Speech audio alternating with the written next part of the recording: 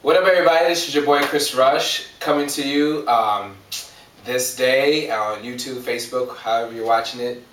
Now, hear me. This is the most important, one of the most important videos I've ever created. Maybe the most important video I've ever created. Why? Because it involves getting you involved. I got to tell you, most of you guys know that the Lord's been really stirring me up regarding the issue of abortion for the last couple of years. That I've been just kind of more and more burning and more growing in God's heart for this thing. And I guess it's kind of like when you think about it more and you spend more time in prayer, you really begin to kind of go to the heart of what's on God's heart. And so a lot of you may think this is just something that I've just come up with. My passions have always been evangelism and youth and Jesus. But unfortunately, right now we have a Holocaust, a great wrong in the land of killing babies. And the Lord is beginning to wake me up, and I believe in return He wants me to begin to shout and wake us all up, because this thing must come to an end. And I believe that it's on His heart. And the issue, a reason why it's such a hard thing to kind of hear is that we've kind of grown up with this. Most of us that are my age, we are younger, we've grown up under the covering of abortion, meaning, and so we've kind of grown up with this kind of apathetic now view of murdering of babies. But the Lord is beginning to say, no, this is not something I want this to be a back issue any longer. This is not something I want you guys to kind of give it to the old Catholics or just the evangelical people that are leading this ministry. No, this is something I want all hands on deck.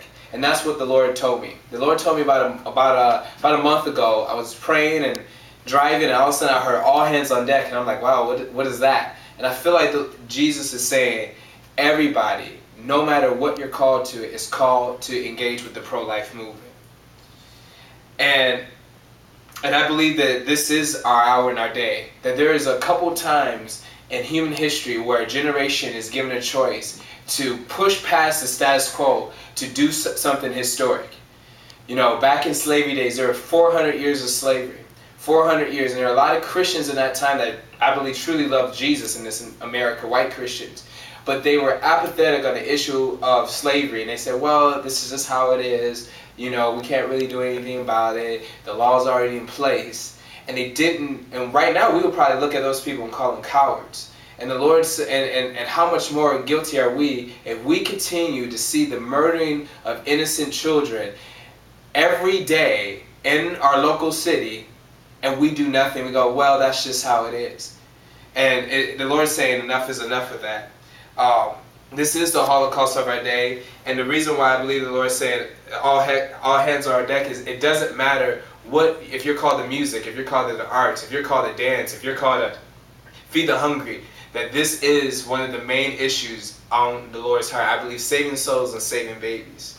Now, about a couple weeks ago, I was at the abortion mill, and I was there, and women were walking in, and I was trying to talk to them as they were going in. Not yelling at them, but just speaking the truth and just saying, you don't have to abort. There's other options out there. And while I was out there, I kind of got bored, because after time passed, you're just sitting out there for a while, nothing's happening. And all of a sudden, my heart started being in pain. And I could feel God's heart and Him telling me that the children are dead, like somebody just killed their child. And the Lord gave me a vision of people, women walking the 3-year-olds in there. And the question He asked me, He said, son, Chris, how would you guys be acting if they were walking 3-year-olds in there? And this is a question that we need to ask yourself. How would we would be going nuts if they were allowed to kill 3-year-olds up in there.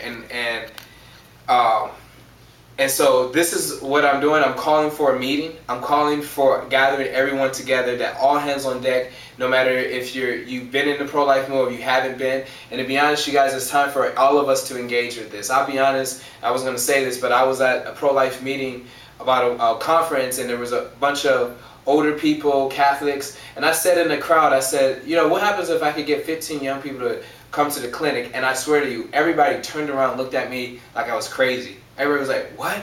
You could get 15 young people involved? And I'm like, oh my goodness, like, this is pathetic. Like, we're so distracted or whatever it is, we're not touching God's issue to get into action, not only in prayer and intercession, but also in action. And I believe the Lord has laid out 7 different battlegrounds of how we can come and end abortion. And I believe the Lord is saying, Chris, I want to end abortion. I do really want to do this, but I'm going to use my body when they are using their voices and they're using everything they got. So please come to this meeting. This meeting is going to be this Sunday at 4:30 at Cross Connection Community Center. The address is 1823 Emerson Avenue North. And come and be prepared. I'm going to share a little bit more about my heart. And we're going to have a small group discussion. We're going to break up into small groups. And then I'm going to lay out some battle plans. And so that we can begin to go live on this thing. I tell you this, I'll give you more information later on, but one book that's been really touching my heart and movie is Horton Hears a Who. And if you haven't seen it, if you haven't seen it, go see it. And if you have seen it, I'm going to just describe what's going on. Horton finds a speck, and in the speck there's a whole town in the speck, and the whole jungle wants to destroy the speck because they think the elephant Horton is crazy. He's just talking to a speck because he has big ears. And in the speck there's a mayor who has to gather the whole town to start making noise and say, we are here. And he even had to grab the young one, the youth. And by grabbing the youth, they were able to make enough noise that the speck could make noise and that the rest of the people heard it and they wouldn't destroy the speck. Now, you're probably like, what are you talking about? I believe the Lord is saying, when we begin to drop some of our agenda and say, God, and begin to cry, what are you calling me to do to help save babies' lives? Then I believe that this nation will have a mass turning, the culture of life, people, and that we, in 30 years in the future, we will be looked at as making huge history. If not, 30 years from today, people will be looking back and be like, what were they doing? How can they ever allow this craziness to go on? Just the way we look at how we look at slavery nowadays. And so please come to this thing. This issue is not hopeless. If this issue is not a hopeless cause, God wants to end abortion, and He wants to do it through you. So I hope I see you Sunday, 4:30 at Cross Connection. Spread this video. Invite everybody. I'm going to be going on my cell phone and calling every individual on my cell phone. So if I have your number, you're going to get a call. So hopefully see you guys Sunday. God bless you guys. Bye.